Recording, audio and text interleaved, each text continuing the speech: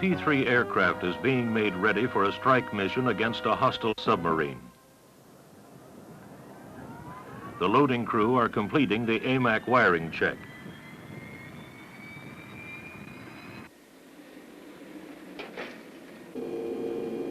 Table 3 continued, page 27. Continuity off, AC power off.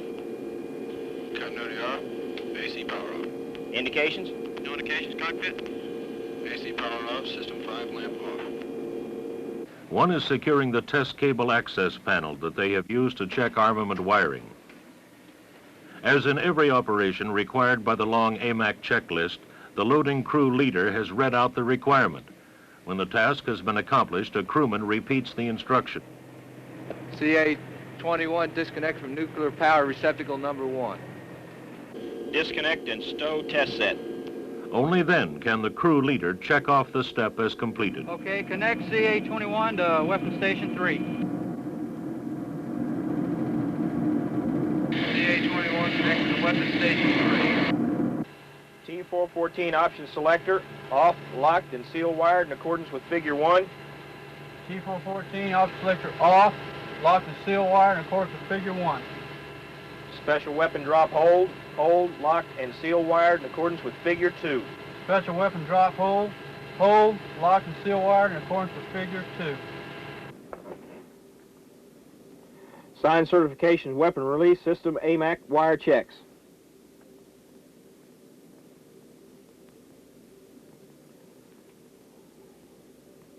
Completed.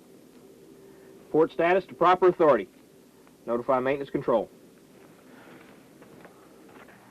The target is a hostile nuclear submarine known to be transiting the area at 12 to 18 knots from north to south. His max operating depth is 1,500 feet, but expected water conditions indicate his best operating depth to be 600 to 800 feet. Presidential authorization has been granted for the use of a nuclear depth bomb on this target.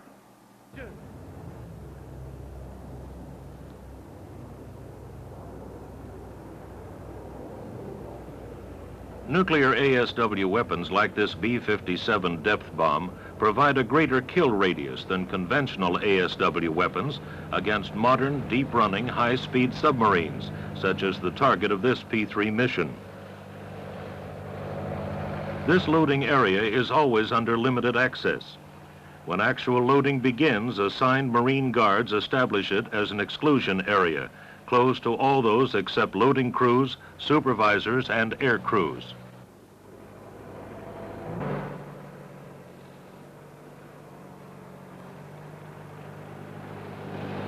Like the AMAC wiring and release system tests, the aircraft preparations and weapons acceptance inspection have been completed and signed off prior to the start of loading. But nothing is left to chance. The armament control panel is rechecked by the loading crew as part of the weapons loading evolution. Armament control switches. Master arm off. Master arm is off. Verified. Search power off. Search power is off. Verified. Jettison off, cover down. Jettison off. Cover down. Verified. Station select off. Station selector is off. Verified. Special weapon drop hold, locked, and seal wired in accordance with figure 3. Special weapon drop hold, locked, and seal wired in accordance with figure 3. Verified. During the raising of the weapon, safety of the loading crew is paramount. No one can be aft of or under the weapon, and all must stay clear of Aero 47 loader during the entire loading operation. And be clear.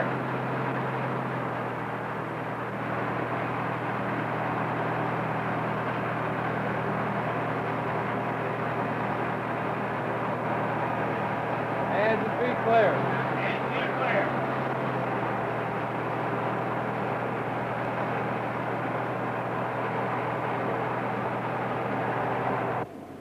Weapon loading continued. Station 2 Charlie.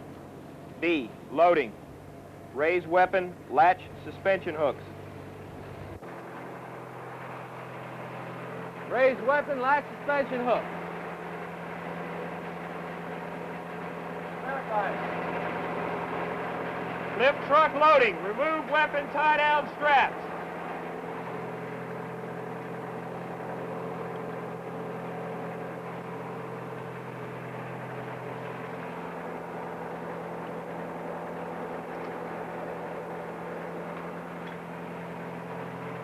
Weapon tie-down straps removed. Ease hoist. Gently shake weapon to ensure weapon is supported by suspension hooks. And feet clear. Visual and shake tests ensure that the weapon is securely latched, that the bomb rack is locked, and the weapon properly positioned. Up and down.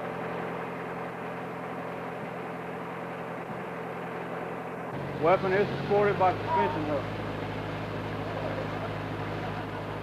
Visually inspect rack. Indicates locked in accordance with Figure 1. Visually inspect rack. Indicates locked. Figure 1.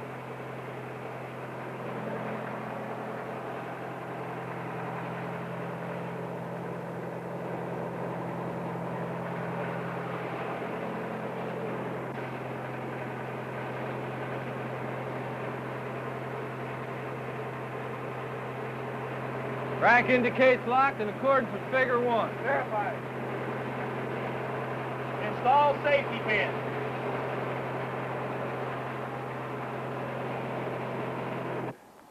Once the necessary release authorization has been received and authenticated, a nuclear depth bomb may be employed on any one of the following contacts. A visual sighting or swirl, provided the weapon can be launched within 2 minutes time late. A mad contact, or immediately after a mad contact, provided the aircraft can be expeditiously maneuvered to the attack position. Active sonobuoy ranges of 500 yards or less. Sonar contact provided by the helo or DD, again provided the weapon can be launched within 2 minutes time late. The 2-minute rule is based on kill probability computations. Even with a reasonably accurate fix, the kill probability decreases rapidly after 2 minutes, and the target must be reacquired before the attack can be authorized.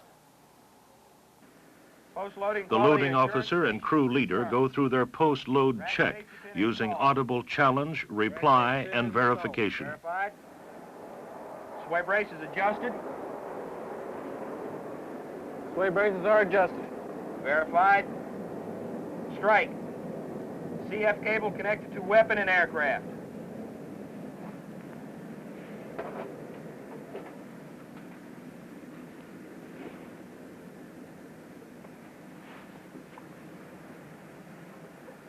CF cable is connected to weapon and aircraft.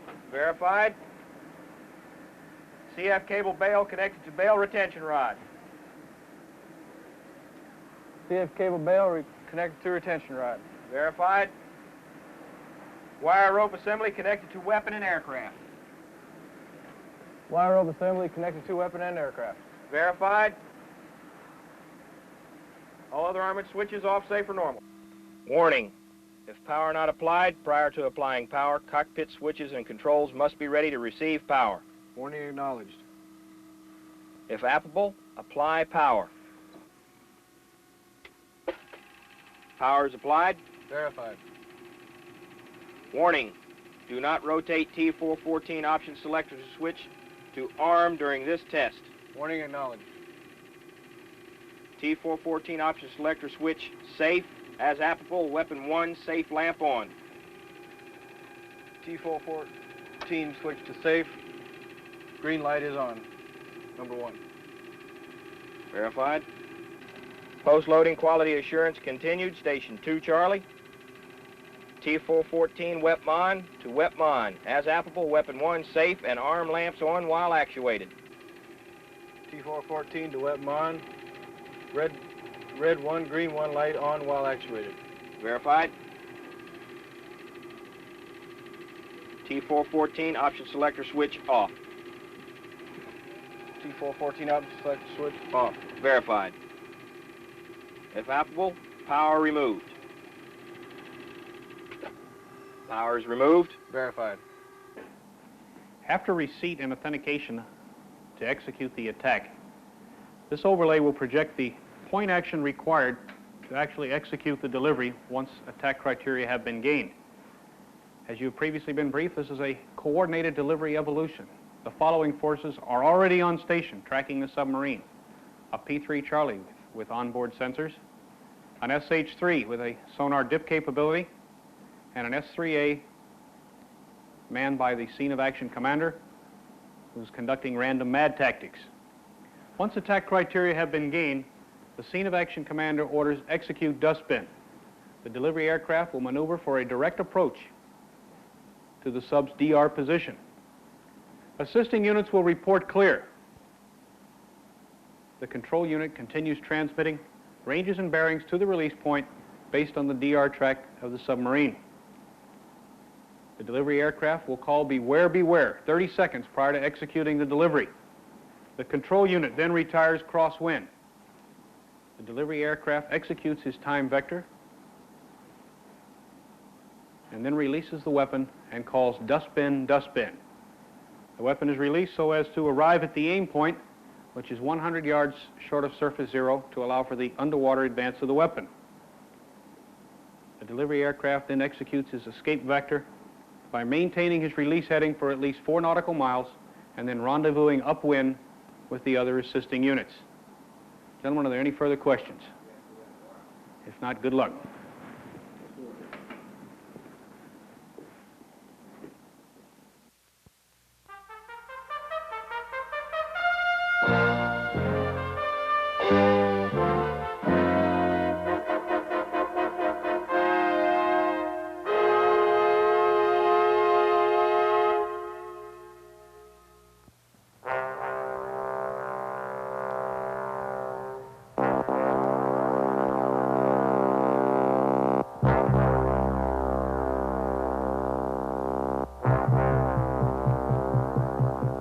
The P-3 carries a crew of 12 men to accomplish its ASW strike mission to detect, locate, and destroy hostile submarines.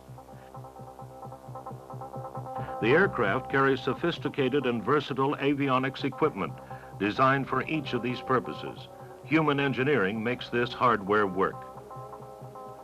3 specialists use various techniques to detect and locate the target. Passive and active modes utilize sonobuoys dropped from the aircraft to detect the operating sounds of a submarine in transit, or the sound waves of a hidden submarine at rest. The long stinger-like tail of the P-3 houses a magnetic anomaly detector, or MAD. This magnetometer reports disturbances in the Earth's magnetic field, like those made by the magnetic hull of the submarine. The P-3's advanced MAD system is used to pinpoint location of the target prior to attack.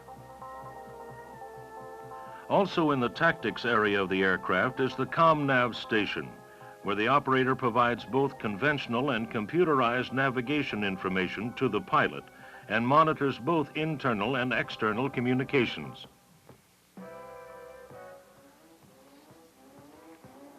The quarterback of this ASW team is the Tactical Coordinator, or TACO, at his station in the tactics area.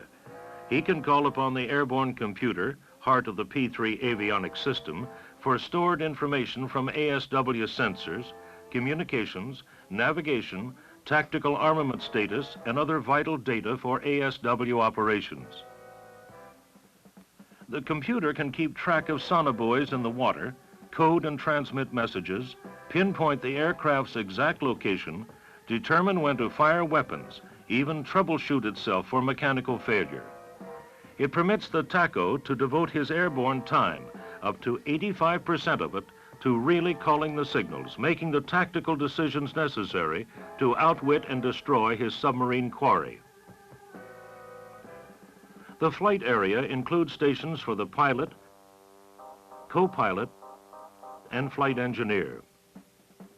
They have already pre-flighted the aircraft systems.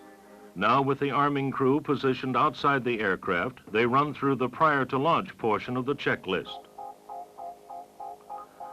Taking care to remain clear of the aft end of the weapon, crewmen perform the final pre-launch actions required for the strike. 1. Strike. Remove weapon protective covers.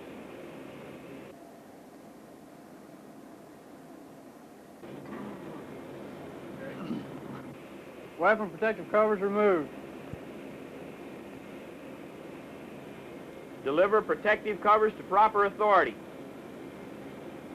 Protective covers are delivered to the proper authority. Rack, lock, link, cutout, position in accordance with Figure 2. Rack, lock, link, cutout is in accordance with Figure 2. Remove rack safety pin. One aircraft. Rack safety pins removed.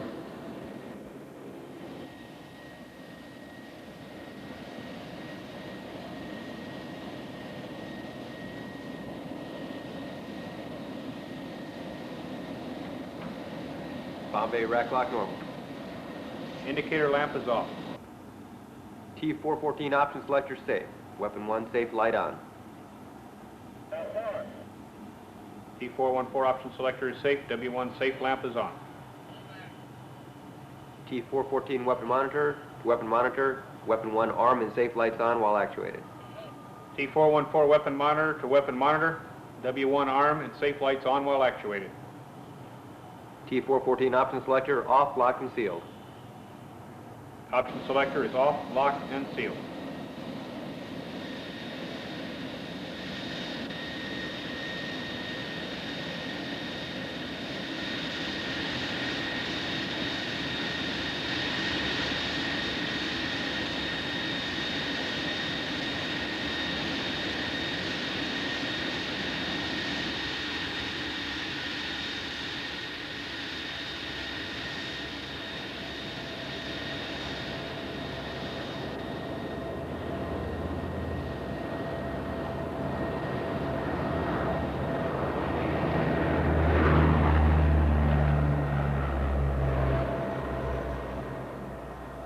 T414 option selector switch safe. As applicable, weapon 1 safe lamp on. T414 option selector switch safe. W1 safe lamp on. T414 weapon monitor to weapon monitor. And weapon 1 safe lamp and arm lamps on while actuated. T414 weapon monitor to weapon monitor. W1 safe and arm lamps on while actuated. The aircraft carrying the nuclear weapon arrives in the area where the ASW task force has detected and is tracking a submerged hostile submarine. Coordinated delivery is now the rule rather than the exception. Another P-3 using the same avionics system of sensors and airborne computer is one element of the task force, localizing the contact. One or more ASW helicopters may dip to provide additional tracking information to the S-3. Once attack criteria have been gained or appear imminent, the SAC designates the P-3 carrying the nuclear weapon as the delivery aircraft with the phrase, "Execute dust bin." SAC also designates which helo will serve as controlling unit. At the TACO station, all of those pre-strike procedures are reflected on the manual control panel. Bombay station selected to station 2C.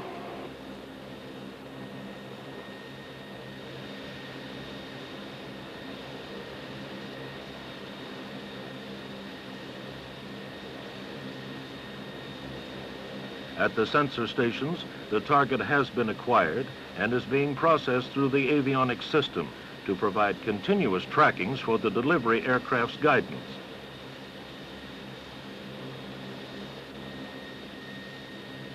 The delivery aircraft maneuvers for a direct approach to the sub's DR position. Assisting units retire to the appropriate standoff distance and report clear to the delivery aircraft.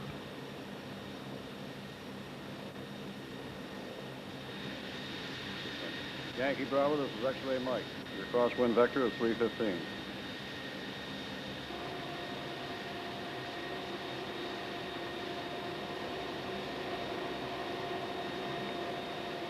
TACO to pilot, your 30-second timed vector to release point, 145. I repeat, 145. Stand by for drop. Dustbin, dustbin. TACO to pilot, maintain 145 for 4 nautical miles, over.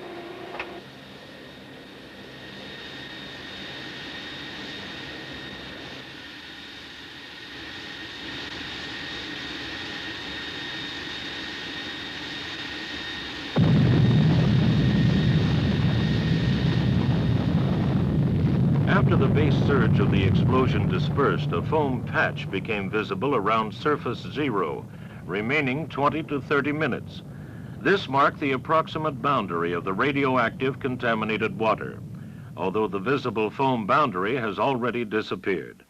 Aircraft will not fly over the surface zero until acceptable radiation levels have been accurately determined. Max operating depth is 15. The nuclear weapon capabilities of all ASW aircraft have provided our forces with substantial advantages should they receive presidential authorization for their use: a greater kill radius against deep-running high-speed submarines, effective quick reaction attacks by air, surface, or subsurface units, insensitivity to enemy countermeasures, elimination of hit or miss drawbacks of conventional weapons. In return, they require the highest standards of performance by all personnel assigned to them. The ground crews, armament technicians, and loading crews that prepare the aircraft for its nuclear mission are essential to its accomplishment and to maintenance of nuclear safety, whether in training or strike operations.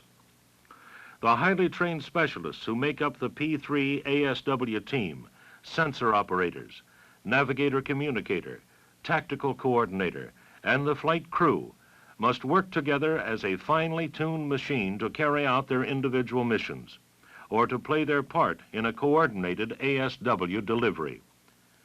The P3, with its nuclear depth bomb capability, is an important element in the ASW deterrent capability that can protect us against submarine-borne nuclear missiles falling on our cities or enemy submarine attacks closing our vital sea lanes.